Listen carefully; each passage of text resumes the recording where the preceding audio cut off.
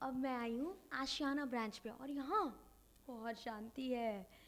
तो चलिए क्लास में जाते हैं और देखते हैं क्या चल रहा है। इतनी शांति क्यों है? कहीं चीटिंग तो नहीं हो रहा है? आज मौसम और अंदाज दोनों बदले बदले से लग रहे हैं। सचिन सर, क्या बात है?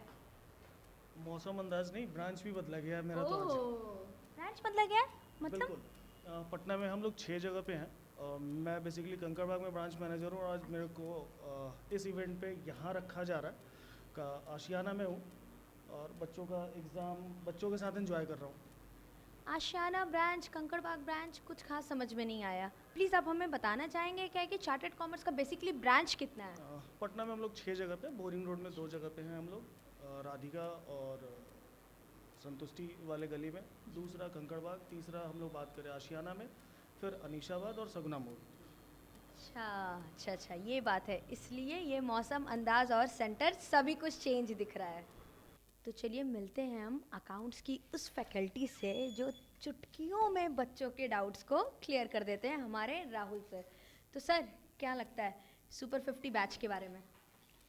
सुपर 50 तो नहीं, इस बार लगता है सुपर 200 बनाना पड़ेगा, क्योंकि जिस तरह से बच्चों ने प्रिपरेशन किया है और जो 11 बजे से लोग सर हेड डाउन करके जो लिख रहे हैं, अभी तक हेड ही डाउन है। हमको नहीं लग रहा कि इन लोग के गला में दर्द ना हो जाए, इतना कंसंट्रेशन पावर स्ट्रांग है। तो उस हिसाब से तो लग रहा है सुपर 200 ही बनाना पड़ जाएगा, क्योंकि बैचेस के अकॉर्डिंग बच्चे का जो रिस्पांस मिला है हम लोग को बहुत अद्भुत है, आउटस्टैंडिंग है, और यही हम लोग की अपेक्षा है।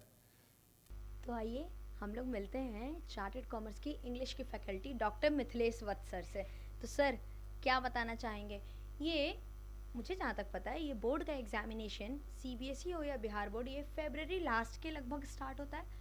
तो ये सुपर 50 मेगा टेस्ट बैच जो आ रहा है आपका, वो उसके लिए एग्जामिनेशन अभी आप क्यों करवा रहे हैं? प्लीज़ आप कुछ मुझे बताएं। मैडम, एक चीज समझना पड़ेगा। बड़े अच्छे शायर ने कहा कि हार हो जाती है जब मान लिया जाता है, कि हार हो जाती है जब मान लिया जाता है, कि जीत तभी हो जाती है जब ठान लिया जाता है।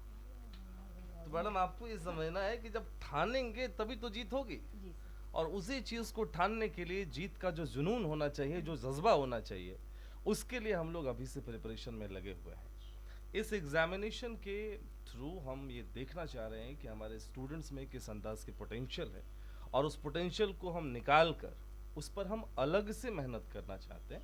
क्योंकि ये जो हमारा टाइम फ्रेम है, 5-6 महीने का जो हमारे पास टाइम बचता है, इस 6 महीने के दौरान उनको 6 से 7 घंटे पढ़ाएंगे, साथ साथ 2 से 3 घंटे का डाउट सेशन होगा। ओवरऑल 9 से 10 घंटे स्टूडेंट्स को हम रखना चाहते हैं, ताकि वो स्टूडेंट्स जिसको हम उस अंदाज में प्रिपेयर कर सकें, उस अंदाज में हम सर्व कर सकें। क्योंकि आपको पता है चार्टर्ड कॉमर्स हमेशा से अपनी सर्विसेज के लिए जानी जाती हैं।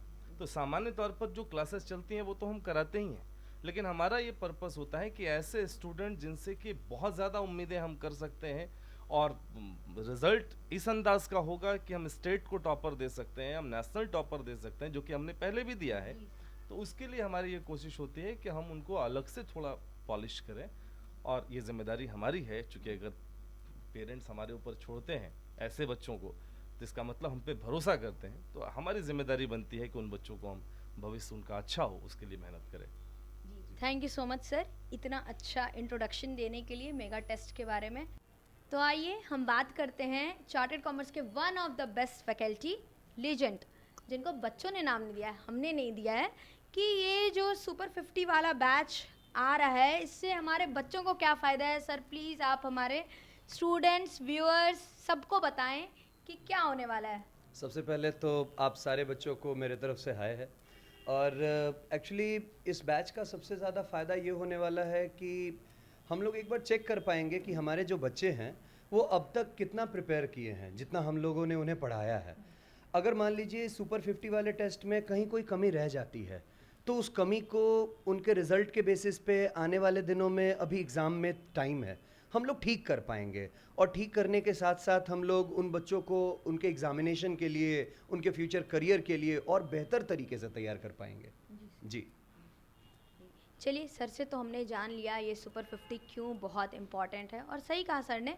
अभी तो हम लोग मिड में हैं, अभी साल ख़त्म होने वाला है, बोर्ड एग्ज़ाम आने वाला है, तो इसके पहले ही हम लोग देखते हैं कि बच्चे ने हमारे कितना प्रिपरेशन किया है और उनका कितना प्रिपरेशन बाकी है। तो चलिए हम मिलते हैं काउंट्स के एक और फैकल्टी से, शैल सर से। शैल सर प्लीज़ थोड़ा आपसे बात करना चाहेंगे। सर जैसा कि हम जानते हैं अकाउंट्स बहुत मेजर पेपर होता है कॉमर्स के बच्चों के लिए, प्रैक्टिकल भी है थ्योरी भी है, तो प्लीज़ आप हमारे व्यूअर्स और बच्चों के साथ कुछ टिप्स जो शेयर करना चाहें जिससे बच्चे बहुत अच्छा रिजल्ट परफॉर्म कर सकें। मैम अकाउंटेंसी एक प्रैक्टिकल पेपर है कॉमर्स स्ट्रीम में, और बेसिकली कोई भी स्टूडेंट जो कॉमर्स स्ट्रीम में बेसिकली जो अकाउंट्स पढ़ रहा है उसको फ्यूचर ओरिएंटेड ही पढ़ना चाहिए, बिकॉज अकाउंटिंग एक प्रैक्टिकल अप्रोच है। आप जितना उसमें प्रैक्टिकली सोच के पढ़िएगा उतना आपको बेनिफिट होगा। और कॉमर्स स्ट्रीम के बाद आप कोई भी स्ट्रीम में जाते हैं, आप कोई भी प्रोफेशन में जाते हैं, सीए प्रोफेशन हो गया, सीएमए, सीएस, आपका जो अकाउंटेंसी का पेपर है आप अगर इसको प्रैक्टिकली देखिएगा तो आपको बहुत फ्यूचर में फ़ायदा मिलेगा।